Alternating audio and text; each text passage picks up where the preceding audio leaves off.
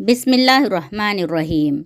حضرت عمر رضی اللہ تعالیٰ عنہ حجر اسود کے پاس آئے اور اسے بوسہ دیے اور فرمایا کہ میں خوب جانتا ہوں تو ایک پتھر ہے، نہ کسی کو نقصان پہنچا سکتا ہے نہ نفع۔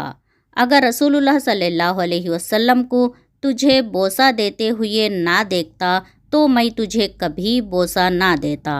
حضرت عمر رضی اللہ تعالیٰ عنہ سے روایت ہے کہ رسول اللہ صلی اللہ علیہ وسلم نے ارشاد فرمایا، میت کو اس کی قبر میں اس پر نوحہ کیا جانے یعنی آواز کے ساتھ رونے کی وجہ سے عذاب دیا جاتا ہے۔ کسی کے گھر بار بار جاؤ تو ہماری عزت کم ہو جاتی ہے، مگر دنیا میں اللہ کا گھر صرف ایک ایسا گھر ہے جہاں بار بار جاؤ تو ہماری عزت بڑھ جاتی ہے۔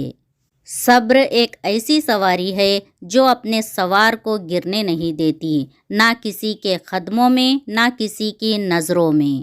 وہ ساتویں آسمان پر رہنے والا رب ہم زمین پر بسنے والوں کے درد ہمارے ساتھ جینے والوں سے بہتر جانتا ہے۔ شیطان کہتا ہے، سر پر دوپٹہ کے بغیر رہنے والی عورت میری بیوی ہے۔ شیطان کہتا ہے، فضول خرچ کرنے والا میرا بھائی ہے۔ امام سے پہلے رکوع سجدہ کرنے والا میرا بیٹا ہے۔ مہمان آنے پر منہ چڑھانے والی عورت میری اماں ہے۔ بغیر بسم اللہ کے کھانا شروع کرنے والا میری اولاد ہے۔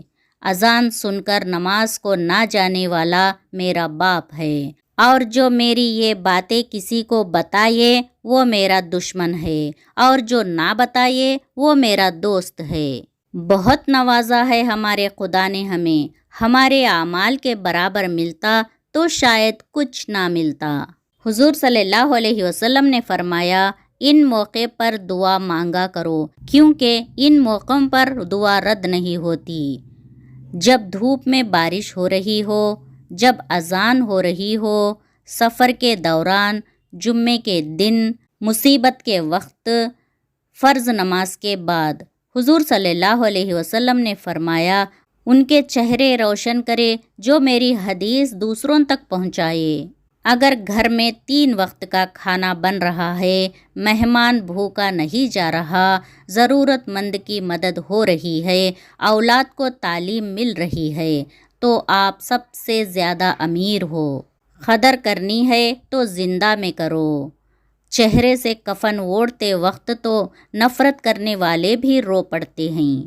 جس نے کسی مومن کے بارے میں ایسی بات کہی جو اس میں نہیں تھی تو اللہ اسے جہنمیوں کے لسٹ میں ڈالے گا، وہ اسی کا مستحق رہے گا حتیٰ کہ اپنی بات سے باز آ جائے۔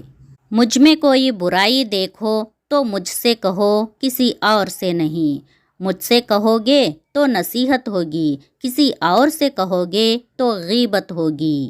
رزق کے بارے میں کبھی بھی یہ خیال مت کرو کہ وہ دیر سے پہنچا، کیونکہ کوئی بھی بندہ اس وقت تک نہیں مرے گا جب تک وہ اپنے رزق کا آخری لقمہ نہ کھا لے۔ اس لیے مانگنے میں اچھا طریقہ اختیار کرو، حلال لو، حرام چھوڑ دو۔ جو تمہاری خاموشی سے تمہاری تکلیف کا اندازہ نہ کر سکے، اس کے سامنے زبان سے اظہار کرنا صرف لفظوں کو برباد کرنا ہے۔ پانی اور نماز ایک جیسے ہیں۔ پانی محتاج نہیں پینے والوں کا، اور نماز محتاج نہیں پڑھنے والوں کی۔ دونوں کے لیے پیاس ضروری ہے۔ جسم کی پیاس کے لیے پانی، روح کی پیاس کے لیے نماز۔ اللہ تعالی ہماری روح کو ہمیشہ نماز کا طلبگار رکھے، آمین۔ رسول اللہ صلی اللہ علیہ وسلم نے فرمایا، جنتیوں کی 120 صفیں ہوں گی، ان میں سے 80 میری امت کی ہوگی اور 40 باقی لوگ ہوں گے۔ سبحان اللہ۔ رسول اللہ صلی اللہ علیہ وسلم نے فرمایا، جو کھانا کھا کر شکر ادا کرے وہ صبر کرنے والے روزے دار کی طرح ہے۔ یہ حقیقت ہے کہ جب انسان کسی سے ڈرتا ہے تو اس سے دور ہو جاتا ہے، لیکن جب اللہ سے ڈرتا ہے تو اللہ کے اور بھی قریب آ جاتا ہے۔ الحمدللہ۔ نماز جیسی کوئی عبادت نہیں، حج جیسی کوئی زیارت نہیں، قرآن جیسی کوئی کتاب نہیں، مدینے جیسا کوئی شہر نہیں، زمزم جیسا کوئی پانی نہیں، خلمی جیسی کوئی دولت نہیں، درود پاک جیسا کوئی خزانہ نہیں، اور جمعے جیسا کوئی دن نہیں۔ الحمدللہ۔